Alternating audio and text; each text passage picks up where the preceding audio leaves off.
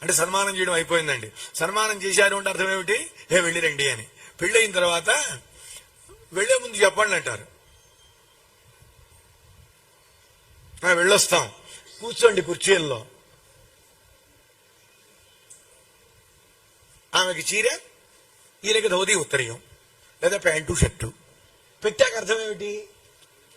ఇక బయలుదేరండి.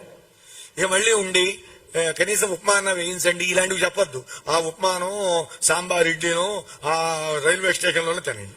ఇక పోండి. సన్మానాలు అయిపోయినాయి.